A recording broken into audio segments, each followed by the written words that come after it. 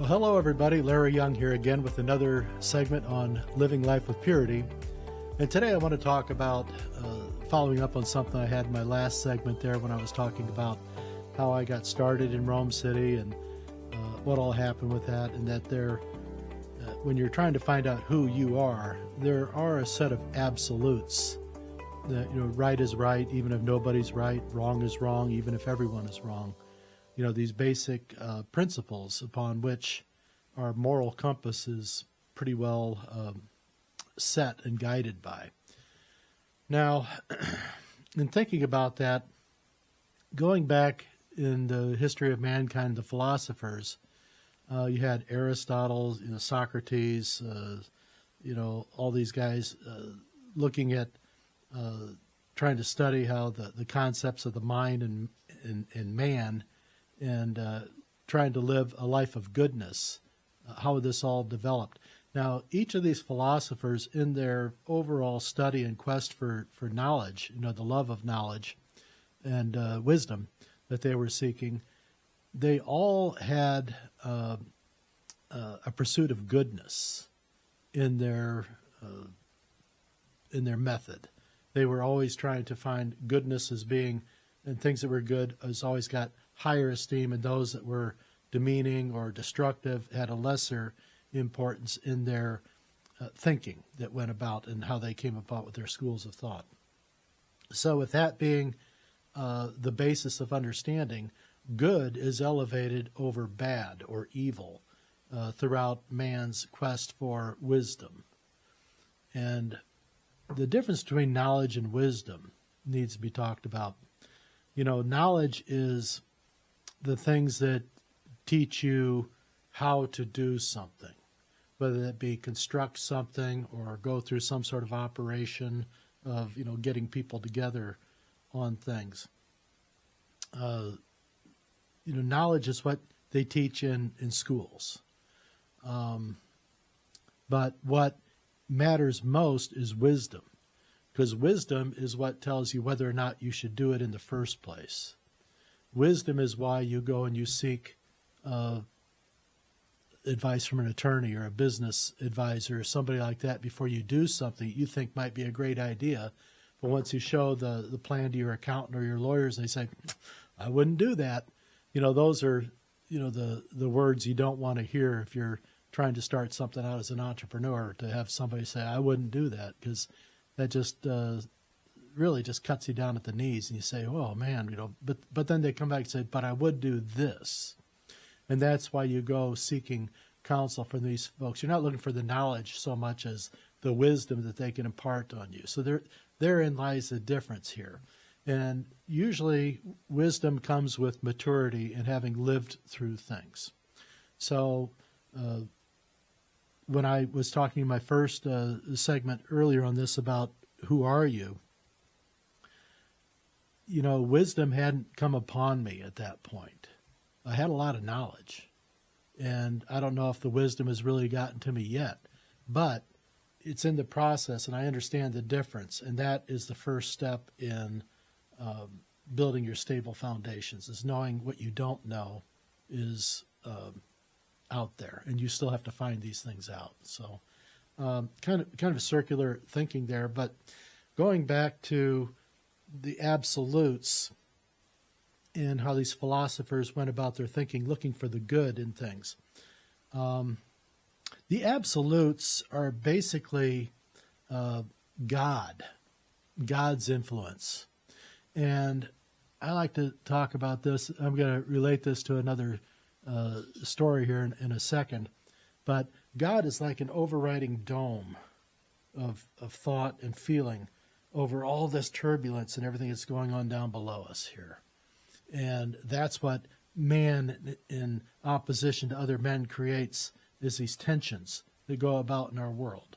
God is always there as a steadying influence over there, trying to say, be at peace, children, be at peace. I'm with you.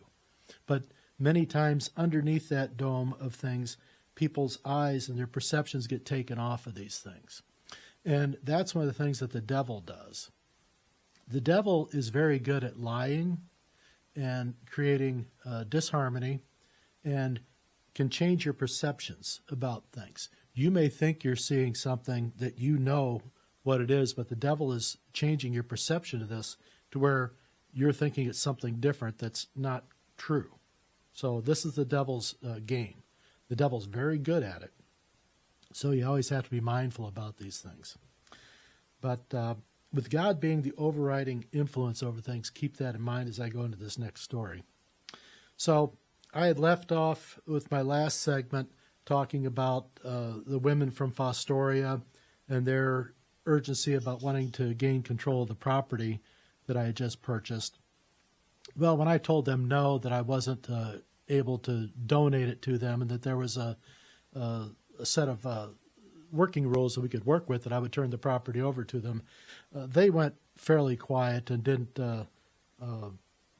contact me for several months. So this was now going into the week right before Thanksgiving when I had that conversation with them, and this was back in 2000. So think about Thanksgiving of the year 2000.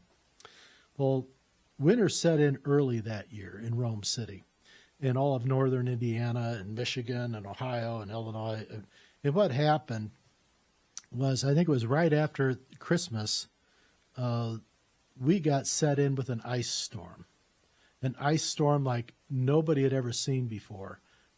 We had a weather pattern that set in over the Great Lakes area and especially over the northern Indiana basin there, that just had a steady stream of snow mixed with rain and sleet just coming down, and the temperatures just hovered in this like perfect 27 to 30 degree range all throughout all this time. It never went incredibly lower. Sometimes it did, but it was usually steady right in that pocket there, to where when the precipitation came, it would come down as liquid and then form into ice crystals immediately upon touching. What this did was this coated the entire structure in a ice laminate. It was coated in a coat of ice. In some places it was over 3 feet thick. And it was just an incredible situation. Nobody had ever seen anything like this before. And after this ice had held us up for about 7 days, my dad turned to me and says, "Son," he says, "I've never seen anything like this before." He said, "This is an attack. Somebody doesn't like you." And I said, "Well, gee, you're just figuring that out right now?" And he goes, "Well, no." He says, "I've never seen anything like this. This is incredible." And I said, "Yeah." I said, "I don't know what we're going to do about it," because the ice kept thickening up. And with this old structure and some of the flat roofs it had, I was really concerned about ultimate cave-ins. And one of these areas that was really going to affect us badly, and it was building up so deep, and it was really scaring the heck out of me, was right over our freezers and refrigerator units, which had flat roofs. And it was a large area. And it was a collection point where all the water that did come off of any downspouts on the combined roof areas sort of flooded out over this flat plane to be shed off the back wall of the building. Well, what it ended up doing was it kept building up this ultimate layer, and it got over 3 feet thick. Now, that's a lot of weight. And so the concerns got to be really bad upon me, and I just thought, this thing's going to come down, and that's just going to be sort of game over for me. Because with that sort of a gaping hole, there was going to be no way I could get a construction crew out there to seal things up. It would have been a total game changer. The whole building would have frozen over in a matter of hours, and, game over.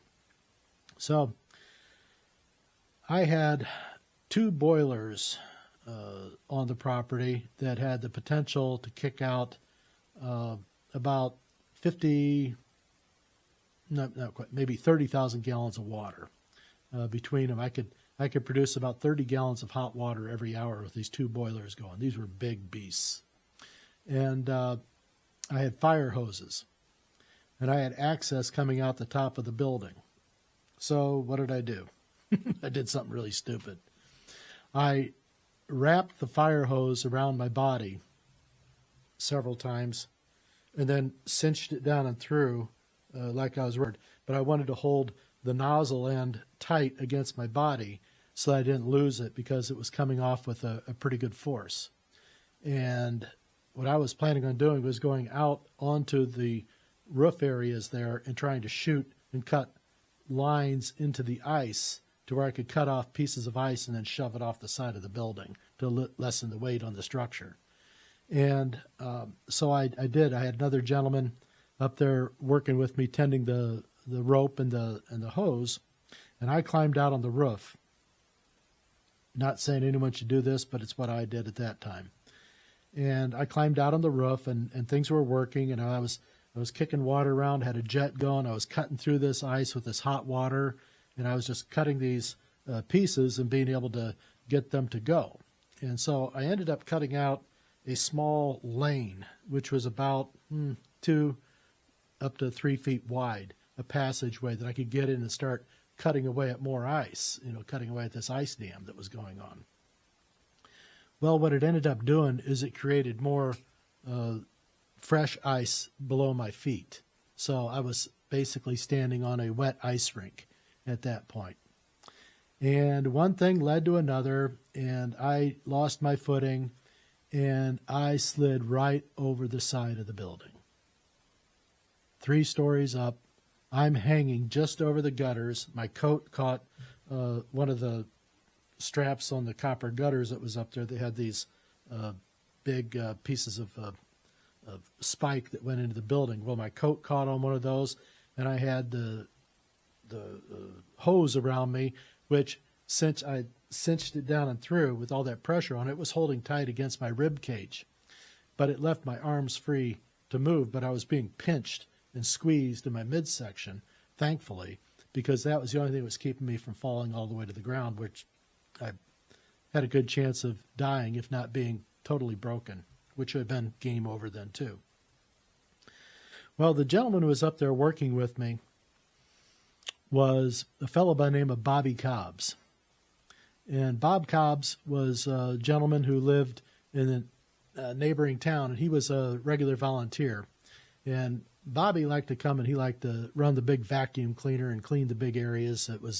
The vacuum cleaner was about as big as he was. He was just a pint-sized guy. He was not very big at all. He could have filled in for Tom Thumb at most of your carnival situations. It's just a very small, compact man, but just always had a song in his heart, and we always heard him going up and down the hallways. You could always hear Bobby was coming, because Bobby didn't hum and he didn't sing, but he would walk along. He'd go do do do do do do do do do do. So you could always hear Bobby was up and around, because he was always do do doing pretty loudly. Everyone could always hear Bobby do do do. And so Bobby's up there. He sees me go over the edge, and I'm hanging out there, and I'm yelling, and no one's around to help me, because everyone is about the other part of the building, and the building is so large that, you could scream and no one would hear you because it was just so immense.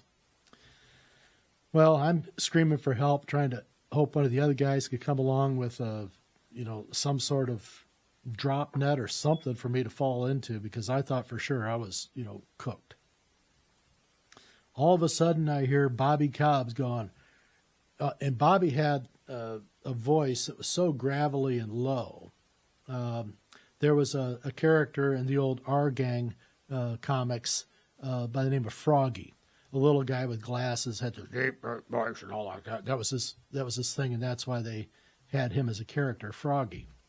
Well, Bob had a voice like Froggy, and Bobby comes over the sound. I can hear him yelling out the window, go, "Hang on, Larry!" And I'm thinking to myself, I didn't think about that, Bob. Thank God you're here. Go get me some help. Well, instead of going and getting help, Bobby ties a rope around his waist. He climbs out onto the roof deck, and all of a sudden, about 3 minutes later, I hear Bobby saying again, "Hang on, Larry!" And I'm like, what on earth? Bobby's standing there right over the edge, and I can't see him, but I know he's there, and I feel him start tugging on the line that I had around me. He throws another rope to me and, wants me to wrap it around a few times. And so I did the best I could with that. So we had a double layer of something to pull on. And Bobby says, on the count of 3, he says, "Push like hell." I said, okay. So on the count of 3, he goes 1, 2, 3, and he pulls me up, and I come up over the top of the side of this roof. And if you've ever seen a penguin or a seal come out of an ocean flow where they got a hole out there in the sea, and they come out through this air hole and come flying out of there, I came up over the edge of that building just like a seal coming out of the ice water. And I slid across the ice rink there on my belly, just like an orca coming up over the side. And I'm looking up there, and there's Bobby Cobbs, the only other person around. And I just start laughing my butt off. And he goes, "What is it?" I said, "For gosh sakes," I said, "I'm out there praying for help. God sends me the smallest man in 3 counties to come and save my ass." And we both just looked at each other, got back inside. And I looked at Bobby after we put everything away. I said, "Bobby," I said, "you don't speak a word of this to anybody." He goes, "Well, why not?" I said, "Because my family would shut it all down right now if they knew that this was that dangerous." And I said, "But thank you." And he says, "No problem." So we went about, we had our dirty little secret there, but I think Ruby ended up finding out about it later on. I'll tell you all about Ruby. But I think that was just our dirty little secret for the longest time, that heaven has a wonderful sense of humor. And in that time, they sent me the smallest man in 3 counties to save me from perishing. And I'd never forget about that. Poor Bob passed away a couple years later out fishing with his dog, and they both drowned when their boat capsized, and he had a little rowboat, and Bobby drowned with his dog, and that was a terrible thing. Hurt us all badly, but Bob was a wonderful soul, and he was there in my time of need. So we got back inside, and the storm didn't let up. And I don't know if I did any good out there with knocking some of that ice off of there because it was so much. But I tell you, that ice storm held on for about another 3 weeks. And we were just, breathing very shallowly the whole time because we didn't want the ceilings come flying in on us. And then when it started to melt, the ice dams were so bad, we had water coming in every side wall of the building.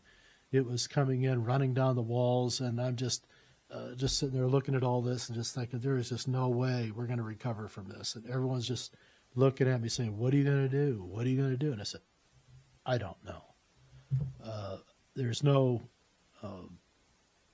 plan for dealing with anything like this. You just have to wait for the weather to clear up and to wait for better situation." But we didn't have it. And it just seemed like everything was stacking up against me in that point. But in the course of all that,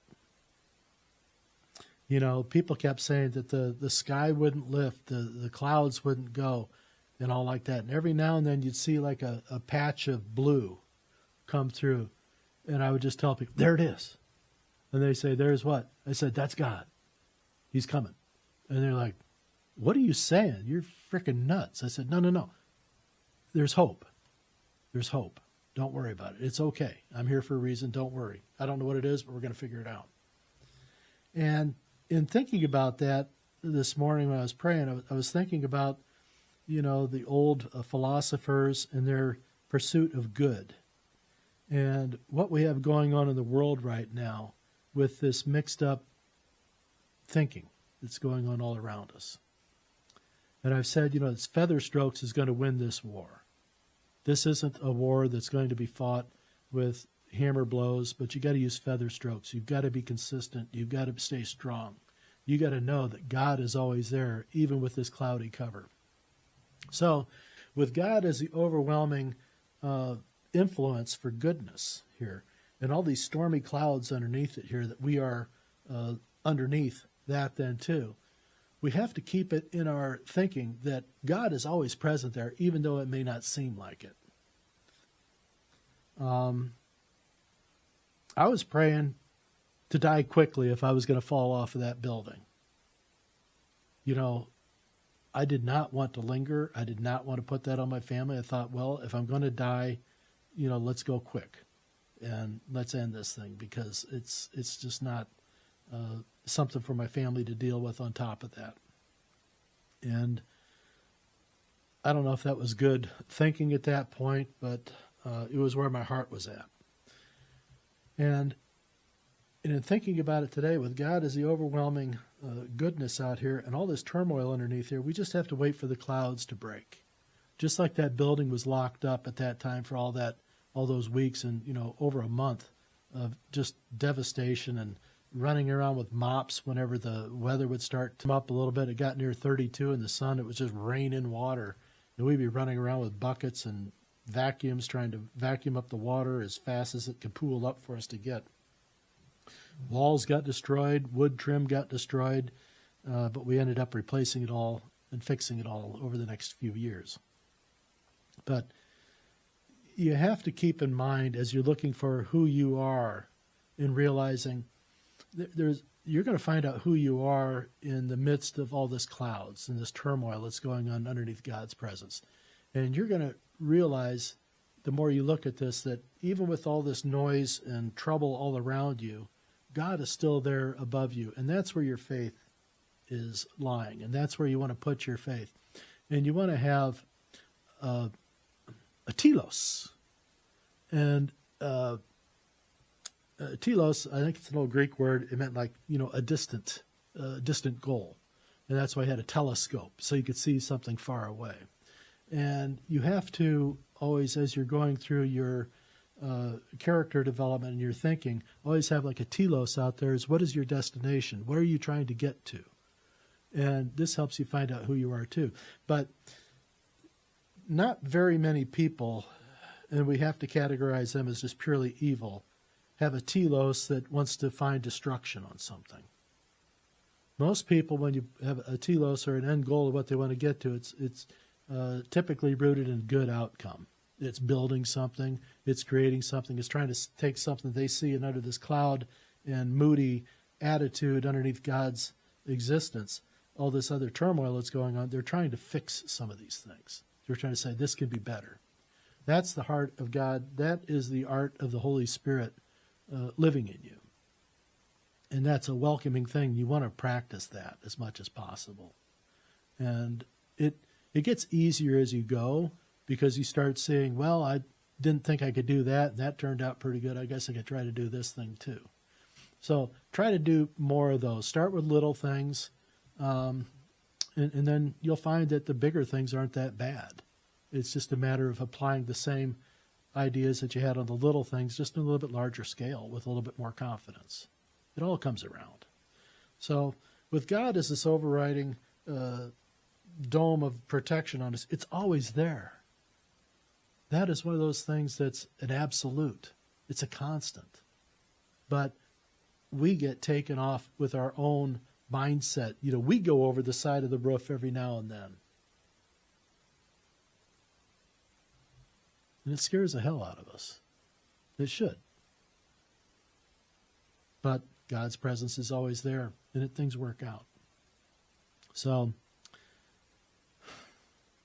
it was just a hell of a winter that year, but the weather lifted, and we just got back to trying to deal with all the wet walls and trouble that we had inside.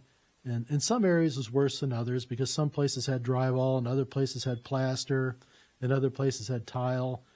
So the workload was different all the way across, but it was spread pretty evenly. We had a lot of trouble to take care of. And then even that smell of the wet wood, trying to get rid of that lingered actually for a couple years. And that was hard to remedy and try to keep the mold from being created in that situation then too. So lots of electricity, running a lot of fans and things like that. But the building was saved and it went back into service, and we had good work going on for the next few summers there. But heaven has a wonderful sense of humor. God's presence is a constant, and it's just one of those things that's an absolute as we go through trying to find the wisdom in our world. And right now, we have colleges and universities and schools that are replete with knowledge. All sorts of knowledge abounds. But there's not a bit of wisdom. Not a bit of wisdom in our schools right now.